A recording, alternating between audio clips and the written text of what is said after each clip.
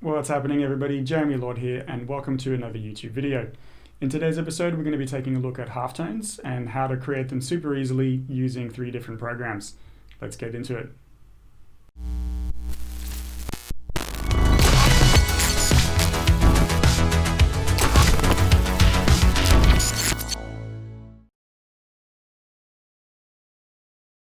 Alright guys, so we're in Illustrator now. And we're going to start with Illustrator mostly because it's the easiest way to create these halftones. And it's going to be the most versatile one. So I've got this image here. And what I'm going to do is I'm just going to create a new layer. And we're going to use this image as a base. So I'm just going to lock this and create a new layer. And then I am going to go ahead and just create a circle here. So just a perfect circle. We want this without a stroke and just black, like that. We can edit this later on. It's probably going to be way too big for now, but whatever. Object, pattern, make. And then what we want to do is we want to choose the type of tile that it's going to do. So you can see here it's taken my circle and made it kind of touching in a square 5x5. I can tell it to brick by row, so it's just kind of cutting it in half, kind of like bricks, I guess. And then brick by column, which is doing the same thing but vertically. We don't really want any of these. We want them to be evenly spaced out all around the circle. And so we're going to choose hex by column. You could also choose hex by row. It's pretty much going to do exactly the same thing. I prefer by column just because I just find it a little bit easier to work with, but it's basically the same thing. And then we're going to space them out a little bit. So make sure that your lock button here is spaced out so it's doing the height and the width at the same point size. And you can see now that it's creating my halftone the way I want it. And that's all kind of good. I can call this halftone 1 or whatever the hell. We're going to change the names a little bit later on, but let's just start with this. Let's just call it 50 because it's going to be kind of like a 50% one. And I'll explain that in a sec. And then hit done. And then we're good. So it hasn't done anything because I haven't actually applied it to anything, but you can see that in my swatches here, I've got that HT50. And if I go in on top of my canvas here and make a new shape, that's obviously going to be black, but if I just click on my swatch, it's going to create that halftone on there.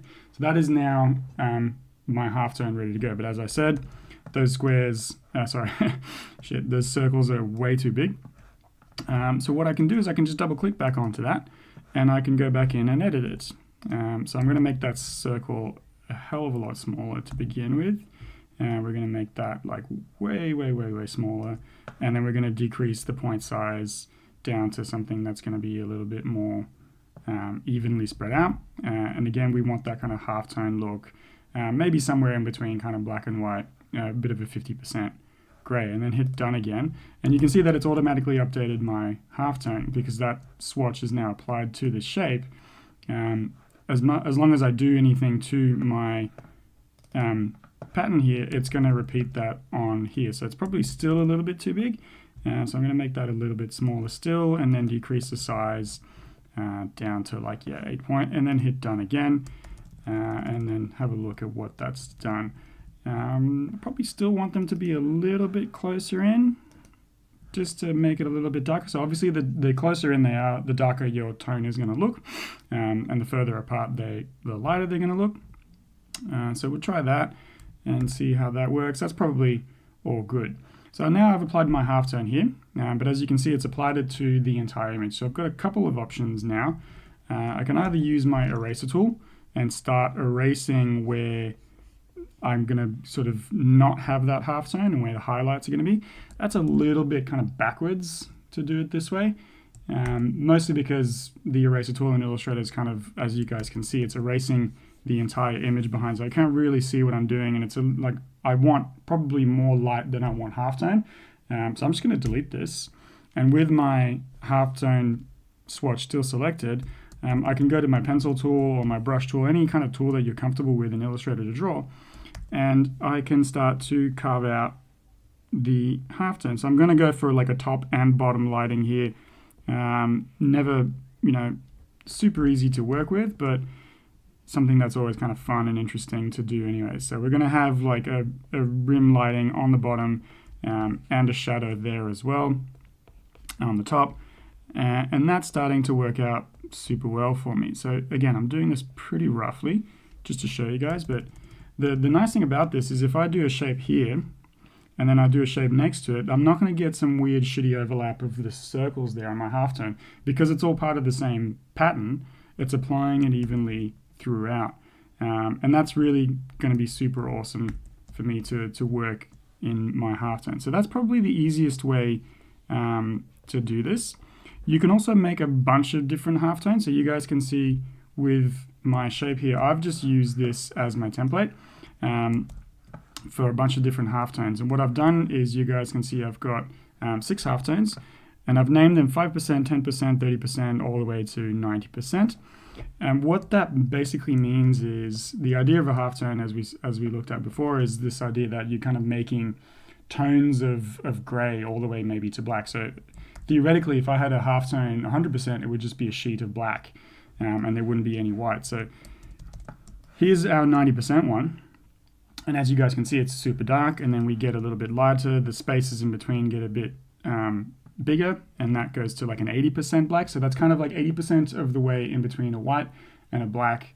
And then we go to 60, and then 30, and then 10, and then so on and so forth. These are kind of arbitrary. I haven't actually measured the values of that in terms of percentages of black and white, but it's just a little bit of a measure for myself.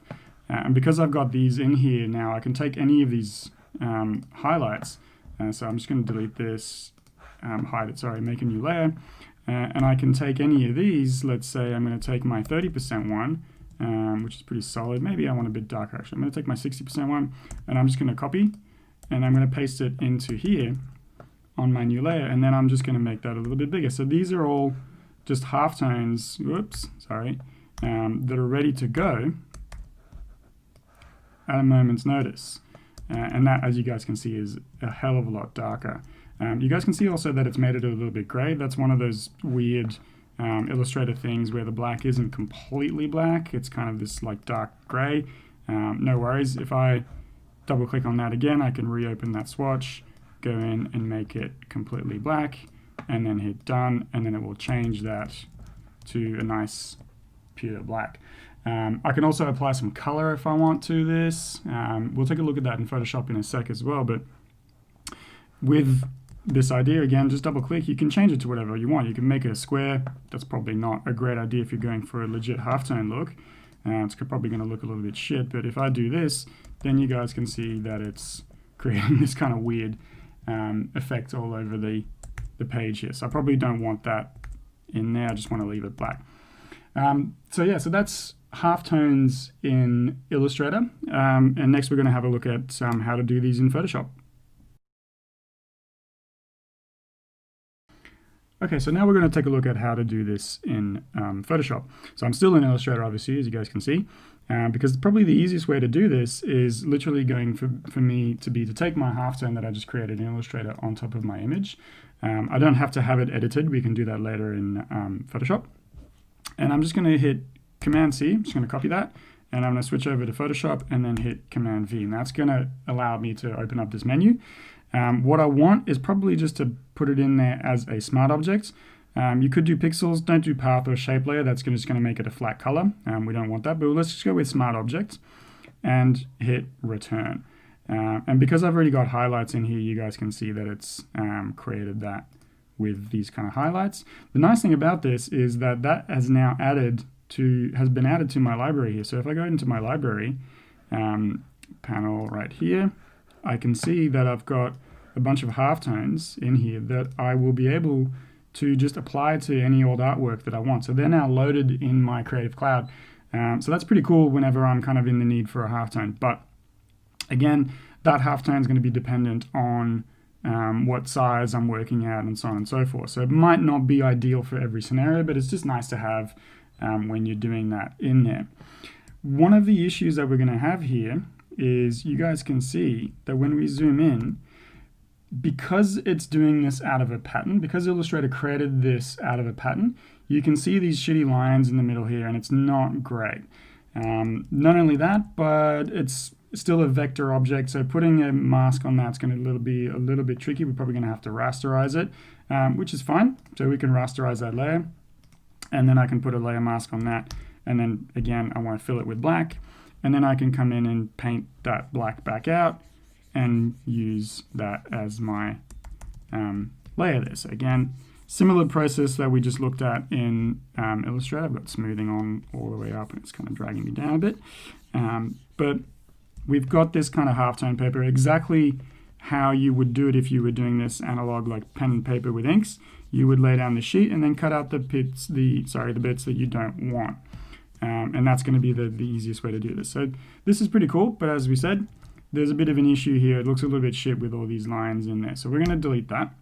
And we're going to go back into Illustrator and select our gradient here. So again, we want to get rid of those lines that are in there and that are bogging us down. So there's a couple of different ways that we can do this. The easiest way is just to rasterize this. It's a little bit destructive because it's no longer going to be a vector object and it's no longer going to be something that we're going to be able to edit as a pattern.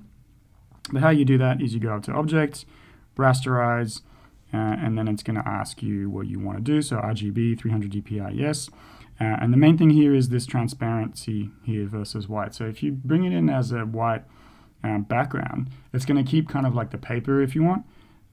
So what you really want is just the dots on a completely see-through background, so you can manipulate those dots as you need to. And then we're just going to hit return. And that's going to create this as a vector, not a vector, sorry, as a JPEG. So it's rasterized our image here, which is probably not, the best thing, but in order to get rid of those, that's what we've got to do. And so now I can save this, and I'm going to save this in my file here, and I'm just going to call it AI2PS, just for the sake of this one, and we're going to go OK, and then we're good. Now what I can do is I can open that back up in, in Illustrator, and so in Photoshop, and bring that in to my file. I'm going to copy that and paste it in. And so what it's done, as you guys can see, that's perfectly clean. We haven't got any white lines here. There's nothing kind of happening that's bad. So really happy with that. And on top of that, if I flip this around, you guys can see that I don't have any white of the paper here. It's literally just the black dots on a completely see-through layer. That's exactly what I want. Because now what I can do is I can stick a layer mask on that.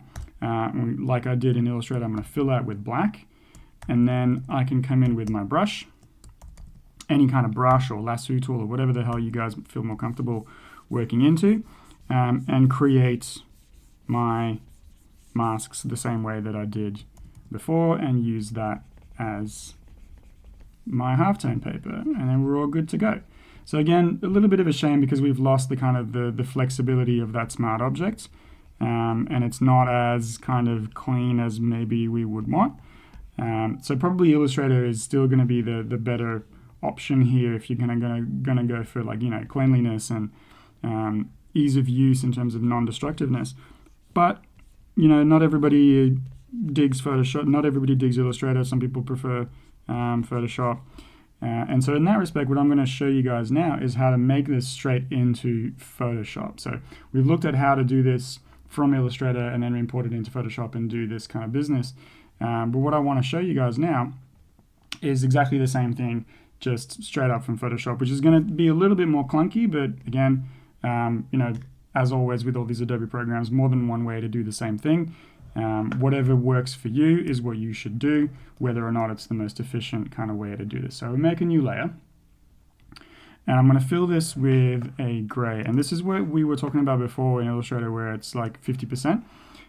So we've got our hue sat balance here, these numbers. The one that we're looking at is the brightness, sorry, not the balance.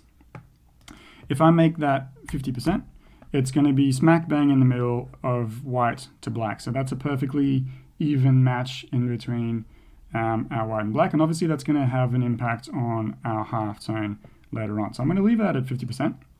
That's going to be pretty good. There's going to be a little bit of hit and miss here because Photoshop doesn't let you do this as a preview. But what we're going to do is I'm going to go up to my filter with that nice 50% gray, pixelate, color halftone, and normally I've got a whole bunch of different numbers here because I fucked with it before, but normally you got a whole bunch of different numbers. What we want is for all these numbers to be 45 degrees. So I'll show you guys what it does if I don't do that, and you'll see the actual different colored dots. So this is our kind of CMYK. If you get really close to a giant billboard poster, you'll see this happening. But we don't want that. We want it to be a nice uniform black as we would normally get with a halftone. So I'm going to go back into that, color halftone, and then I'm going to say 45 everywhere so that it's a nice 45 degree angle color halftone. It's kind of going to do the same thing as our hex pattern that we did in Illustrator. So that's looking pretty good. But as you guys can see, the issue that we have here that we didn't have in Illustrator is that we've got the white of the paper here. And if I mask this out, I'm going to be left with still, like, those dots aren't transparent. They're not showing the drawing underneath. That's all good. I can put this on a multiply layer and all the white will disappear, and then we've got the same thing. The issue is going to come in when I want to put color on this. So if I want to do a halftone in color like we saw in Photoshop, in Illustrator before, that's going to be a little bit of a pain in the ass, because if I try and sort of colorize this to something else, obviously if I fill the layer with a color, even though I've locked the pixels, it's just going to fill the entire layer with that color. And yeah, I'll have pink, that looks pretty rad, but that's not the effect that I'm trying to go for here with these halftones. So what I'm actually going to have to do, again, this is always a little bit kind of annoying to have to do this, and you lose a little bit of your images. I'm going to go in and select the whites, and because my dots aren't touching, it's selected all the white, and then I'm just going to delete it all. And so what you've now got is, if I switch back to normal, it looks like it's deleted a lot of the white, but if I hover over the black, you can see that it's actually left some pixels in there. So it's not ideal. Again, I can fix that. Now, because I've got no background here, the white is mostly gone. I can lock that layer and I can fill that with black, and that's going to be nice and clean. I'm going to get rid of all the whites again.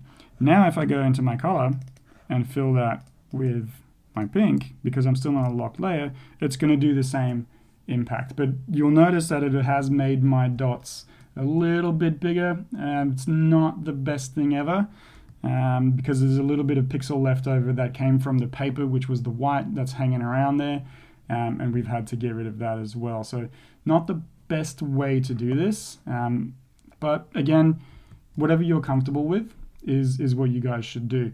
And then I can just put my layer mask on that, and it's going to create the right effect.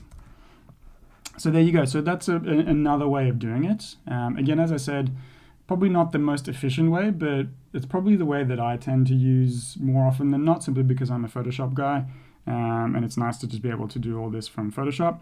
The only annoying thing that will happen here is that when you go into that effect, you don't have a preview. So it's kind of depending on the size of your image, the pixel dimensions of your image, depending on how dark your gray was or how light your gray was. All these different numbers are gonna vary quite a bit and going to give you a different results. In terms of the max radius of the dots is 9 pixels, so all of my circles here are 9 pixels wide. That's, I can't, I really want a preview button here for Photoshop to build that in, and then you can kind of see what you're doing before you apply it, and I have to go back out and undo it and all that kind of shit, and that's a little bit annoying. But yeah, there you have it. How to do your halftone straight into Photoshop. Up next, we're going to take a look at how to do it in another program which is built for that, which is called Manga Studio.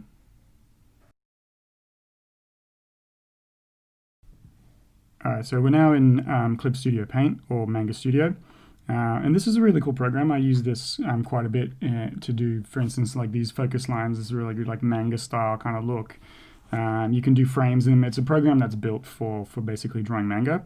And I'll do a tutorial on how to do these focus lines as well. It's pretty straightforward. We're finishing with this one, but probably because it is actually the complete easiest, because this program is built for this kind of stuff. But at the same time, because the program is doing a lot more stuff for you, you probably have a little bit less control over the intensity or the kind of the darkness of that halftone. And so literally all you need to do is I've got my image here, same one I've been using for this tutorial. I'm just going to go into my libraries here, and built into the program, these come standard. You don't have to purchase them or download them or anything. We're going to have a whole bunch of different patterns, and we've got a dot pattern. And these are all our halftones. So they've actually called them the legit things that they're meant to be called. But what you literally just do is you take one of these and you just drag it and drop it onto your image, and it creates a new layer, as you guys can see. And it's also created a layer mask for me. So this is pretty much the same thing that I had before. It's a little bit less crisp than I would like in Photoshop, but still going to be nice and easy for me to work with. And what I need to do here is come in with my mask here, and I can actually fill this with my paint, which is right here. And then with my brush, brushes in your masks in Clip Studio Paint work pretty much in exactly the same way as in Photoshop, except for the fact that you're not going to be painting with black and white. So in Photoshop, you paint with black and white. In Manga Studio, what you're actually going to be doing is you're going to be kind of painting with the eraser function of the pen. It's a little bit weird, but it's actually super, it makes a whole lot of sense when you think about it. So I'm using an actual brush, and where normally what I would do is let's make a new layer here and show you guys how this works, is I'm painting with black, all right? And then I'm going to hit C. And what you guys can see down here in my panel here is I've got black, white, and then underneath I've got the transparency, the gray and white checker. And if I hit C, it's going to basically select that, and it's going to act as an eraser. And it's going to allow me to paint transparency back into it. So all you need to do here is on our mask, we're going to paint with that transparency, and it's going to cut away at our halftone here. So again, super easy to do this. Really nice to kind of work with this. As you guys can see, there's a heap of choice. There's even some white halftones, different kind of tonalities of tones, all these different kind of things that you guys can do with this at the drop of a hat. So it's literally just drag and drop, and it comes pre-made with your mask and everything ready to go. So yeah, that's how you make your halftones in Clip Studio Paint. That's it for today's episode, guys. Thanks for watching. I hope you guys enjoyed it. If you did, then a like and a subscribe would be super appreciated. And as always, we will see you guys next week for another illustration video. Take care.